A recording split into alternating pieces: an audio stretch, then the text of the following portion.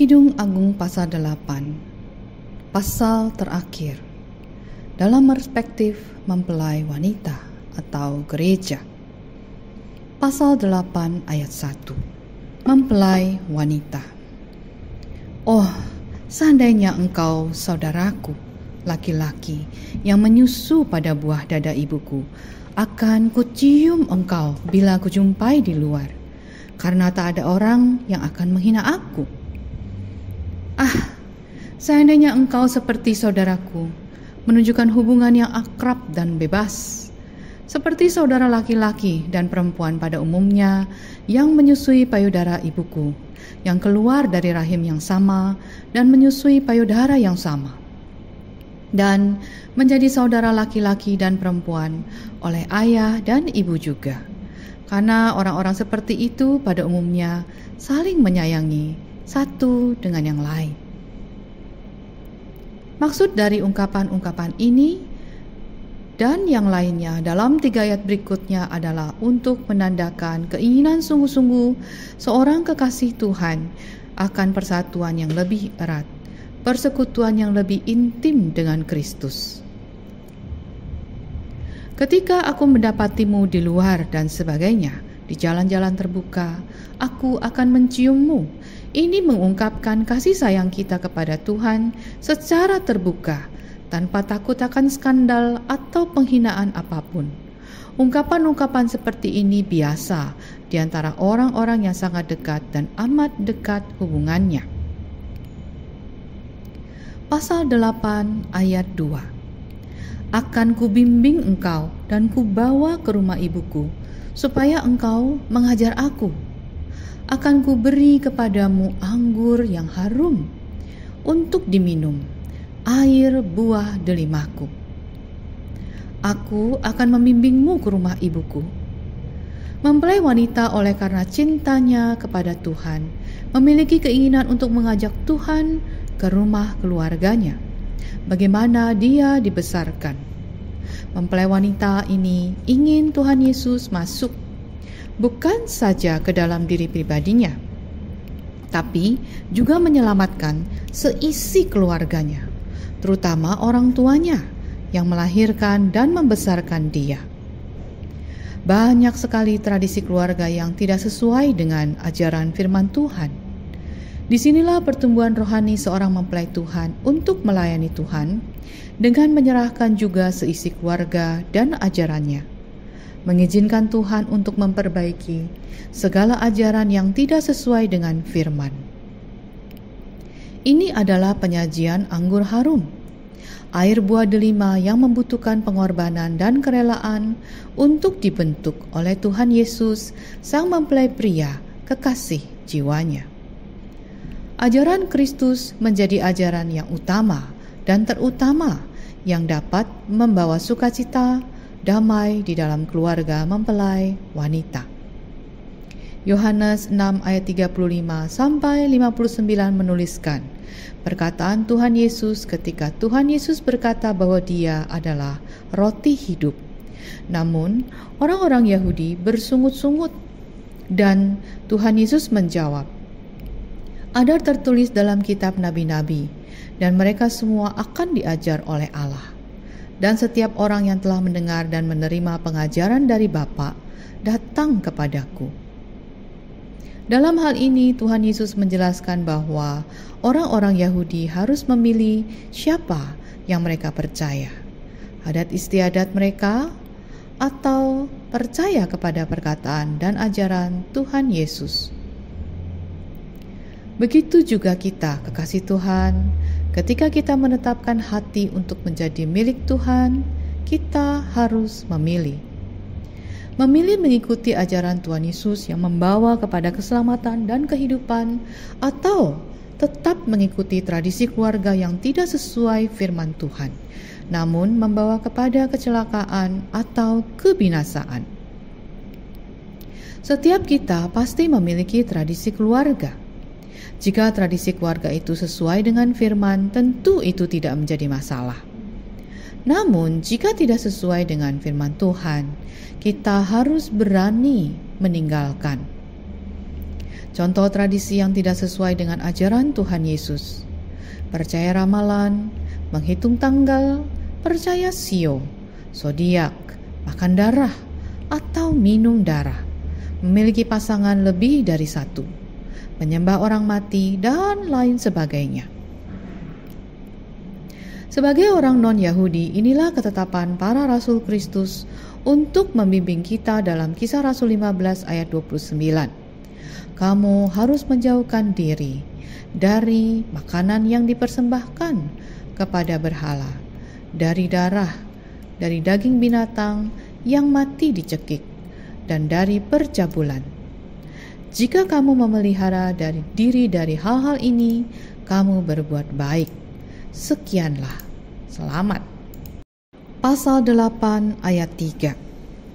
Tangan kirinya ada di bawah kepalaku, tangan kanannya memeluk aku. Kata mempelai wanita. Ayat ini sama persis pada pasal 2 ayat 6. Namun sekarang dengan keintiman yang lebih dalam. Kekasih Tuhan kita ingat dalam Amsal 3 ayat 16. Umur panjang ada di tangan kanannya. Di tangan kirinya kekayaan dan kehormatan. Siapakah yang memiliki tangan kanan dan tangan kiri itu? Pada ayat-ayat sebelumnya dijelaskan. Amsal 3 ayat 12. Karena Tuhan memberi ajaran kepada yang dikasihinya, seperti seorang ayah kepada anak yang disayangi. 13. Berbahagialah orang yang mendapat hikmat, orang yang memperoleh kepandaian. 14. Karena keuntungannya melebihi keuntungan perak, dan hasilnya melebihi emas. 15. Ia lebih berharga daripada permata. Apapun yang kau inginkan, tidak dapat menyamainya. Pemilik tangan itu adalah hikmat. Pemberi hikmat adalah Tuhan semesta alam, Bapa kita di surga. Hikmat ini adalah Roh Kudus yang diberikan sebagai hadiah kepada setiap orang yang percaya kepada Yesus Kristus sebagai Tuhannya. Ketika kita berserah hidup dalam pimpinan Roh Kudus, maka Roh Kudus akan memeluk kita dengan tangan kanannya yang memberikan umur panjang, yang berarti kesehatan dan kekuatan. Tentu umur panjang bukanlah soal angka jika hanya bisa terbaring sakit di ranjang pesakitan, bukan? Umur panjang terkait dengan kesehatan dan kekuatan. Roh Kudus akan membimbing kita apa yang baik untuk kita makan, olahraga apa yang cocok untuk kita. Karena setiap orang unik, maka Roh Kudus juga memimpin sesuai dengan kebutuhan masing-masing pribadi. Roh Kudus memberikan kita istirahat. Dia berada di bawah kepala kita, sebagai tangan kiri yang membawa kekayaan dan kehormatan. Ini menunjukkan postur istirahat kita ketika kita beristirahat dalam pikiran, tidak mereka-rekakan sendiri. Maka Roh Kudus dengan suaranya yang lembut pasti akan membawa kita kepada kesuksesan dan keberhasilan. Sebuah kekayaan yang bersatu dengan kehormatan. Ini adalah anugerah yang diberikan kepada setiap orang yang mengikuti pimpinan Roh Kudus. Pasal 8 ayat 4. Kusumpahi kamu putri-putri Yerusalem, mengapa kamu membangkitkan dan menggerakkan cinta sebelum diingininya, kata mempelai wanita. Ayat ini menunjukkan bahwa perjalanan kesuksesan seorang kekasih Tuhan janganlah diganggu oleh orang-orang lain yang digambarkan dengan putri-putri Yerusalem. Kekasih Tuhan, setiap kita menerima panggilan yang sudah Tuhan tetapkan sejak lahir dan memerlukan proses dan waktu Tuhan yang tepat untuk menggenapi panggilan itu. Ingatlah Yusuf, ketika dia masih belia, Yusuf sudah diberikan mimpi mengenai menjadi apa dia kelak. Panggilannya, ketika melihat berkas-berkas gandum saudara-saudaranya tunduk kepadanya. Namun panggilan atau visi ini tidak langsung terjadi dalam kehidupannya. Dan ketika itu Yusuf menceritakan visi Tuhan itu kepada saudara-saudaranya. atau seperti putri-putri Yerusalem dalam ayat ini, sehingga mereka malah menjadi gusar kepada Yusuf. Ini menunjukkan ketika kita menceritakan visi Tuhan kepada orang lain, dapat menimbulkan reaksi yang tidak baik.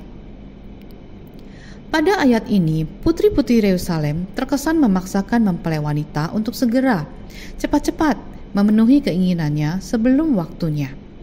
Kekasih Tuhan, sedekat, seintim apapun hubungan kita dengan Tuhan, tetap kita harus menyerahkan segala sesuatu, khususnya waktu penggenapan itu, kepada Tuhan. Yusuf, Daud, Musa, Abraham, Petrus, Paulus, bahkan Tuhan Yesus Kristus pun menunggu saat yang tepat kegenapan visi Tuhan terjadi di dalam hidupnya. Kunci mereka bisa memenuhi dan menggenapi panggilan itu di dalam hidupnya adalah percaya. Yusuf percaya Tuhan menyertai dia, bahkan ketika kondisinya sedang menjadi budak. Daud percaya Tuhan menyertai dia, bahkan ketika menghadapi Saul. Tuhan Yesus harus menunggu sampai berumur kira-kira 30 tahun untuk memulai misinya. Begitupun kita kekasih Tuhan, tetaplah percaya. Pasal 8 ayat 5, kata mempelai wanita. Siapakah dia yang muncul dari padang gurun, yang bersandar pada kekasihnya? Di bawah pohon apel kubangunkan engkau. Di sanalah ibumu telah mengandung engkau. Di sanalah ia mengandung dan melahirkan engkau. Ayat ini merupakan puncak perjalanan hidup kekasih Tuhan. Proses yang dialami setiap mempelai Tuhan bukanlah suatu proses yang mudah dan cepat. Proses padang gurun yang panjang dan lama. Namun kabar baiknya adalah selama proses itu kekasihnya tidak pernah meninggalkan dia. Mempelai Tuhan bisa terus bersandar pada kekasihnya untuk melewati semua itu, sampai bisa keluar dari padang gurun, kembali kepada taman, di bawah pohon apel yang sejuk dan menenangkan. Daud mengalami proses kurang lebih 15 tahun sebelum menjadi raja. Yusuf mengalami proses kurang lebih 13 tahun sebelum menjadi Perdana Menteri. Abraham menunggu kurang lebih 25 tahun sebelum memiliki Ishak. Musa menunggu 40 tahun sebelum memimpin bangsa Israel. Tuhan Yesus menunggu lebih dari 33 tahun untuk menyelesaikan misinya. Kita dapat mengambil batu kapan saja, tapi perlu waktu dan pengorbanan untuk menjadikan batu itu berlian. Pasal 8 ayat 6. Mempelai wanita. Taruhlah aku seperti meterai pada hatimu, seperti meterai pada lenganmu, karena cinta kuat seperti maut, kegairahan gigih seperti dunia orang mati. Nyalanya adalah nyala api, seperti nyala api Tuhan. Taruhlah aku seperti meterai pada hatimu. Ini tidak diragukan lagi adalah kata-kata sang mempelai wanita. Maknanya adalah, biarlah pikiran dan hatimu senantiasa tertuju padaku. Seorang raja biasanya memiliki sebuah prasasti berukir atau lambang yang sering dikenakan di dada, dan materai di lengan atau tangan seorang pria yang mereka hargai dengan harga yang lebih tinggi dari biasanya, dan yang senantiasa berada bersama mereka. Taruhlah aku sebagai materai pada hatimu, menunjukkan kekasih Tuhan begitu rindu untuk selalu memiliki tempat di hati sang kekasih. biarlah aku menempati kasih di hatimu. Keyakinan akan hal ini begitu penting memenuhi jiwa kita. Kekasih Tuhan, dan tanpa rasa itu tidak ada ketenangan yang dapat kita temukan. Karena cintaku kepadamu. Dari mana hasrat cinta ini muncul? Kuat seperti maut yang menaklukkan setiap makhluk hidup dan tidak dapat dilawan atau ditaklukkan. Cinta Kristus kepada kita begitu kuat, bahkan melebihi maut. Dia menunjukkan dengan mati di kayu salib bagi kita, turun ke dalam maut, merebut kunci maut, menang atas maut. 2 Timotius 1 ayat 9. Dialah yang menyelamatkan kita dan memanggil kita dengan panggilan kudus, bukan berdasarkan perbuatan kita, melainkan berdasarkan maksud dan kasih karunia-Nya sendiri yang telah dikaruniakan kepada kita dalam Kristus Yesus sebelum permulaan zaman, dan yang sekarang dinyatakan oleh kedatangan Juru Selamat kita, Yesus Kristus, yang oleh Injil telah mematahkan kuasa maut dan mendatangkan hidup yang tidak dapat binasa. Wahyu 1 ayat 17. Ketika aku melihat Dia, tersungkurlah aku di depan kakinya, sama seperti orang yang mati. Tetapi Ia meletakkan tangan kanannya di atasku lalu berkata, "Jangan takut, aku adalah awal dan yang akhir, yang hidup. Aku telah mati, namun lihatlah, aku hidup sampai selama-lamanya, dan aku memegang segala kunci maut dan kerajaan maut." Mereka yang benar-benar mengasihi Kristus cemburu terhadap segala sesuatu yang akan menjauhkan mereka darinya, terutama bagi diri mereka sendiri. Jangan sampai mereka melakukan sesuatu yang dapat memancingnya untuk menjauh dari mereka.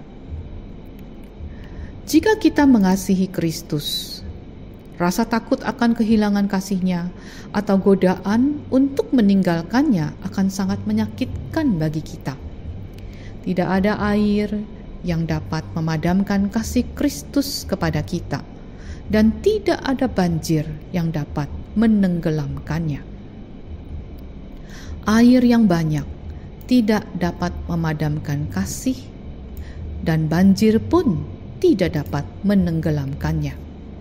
Kekasih Tuhan, ayat ini menunjukkan puncak kasih dari kita kepada Kristus Yesus, Sang Mempelai pria. Sebuah cinta kasih yang tidak dapat dipadamkan dan tidak dapat dikalahkan oleh banyaknya air dan banjir dari orang-orang jahat dan fasik. Tidak oleh sanjungan dan janji-janji yang manis, tidak juga oleh peraturan, paksaan, dan penganiayaan mereka yang kejam. Tidak juga oleh mereka yang dapat menarik kasih orang-orang kudus dari Kristus atau mencobai mereka untuk meninggalkan Dia. Tidak juga oleh semua penderitaan yang Allah berkenan untuk mendatangkan penderitaan itu atas mereka. Sebaliknya, kasih mereka bertambah karenanya. Tidak juga oleh dosa-dosa dan kerusakan mereka, karena meskipun melalui kelimpahan semua ini, kasih mereka mungkin menjadi dingin, namun tidak pernah padam. Mungkin ditinggalkan, tetapi tidak hilang. Kegairahannya mungkin berkurang, tetapi tetap ada. Tidak juga oleh godaan setan yang kadang-kadang datang seperti banjir, mengancam untuk melanda semua orang di hadapannya. Roh Kudus mengangkat panji-panjinya dan memelihara pekerjaan iman dan kasih-Nya.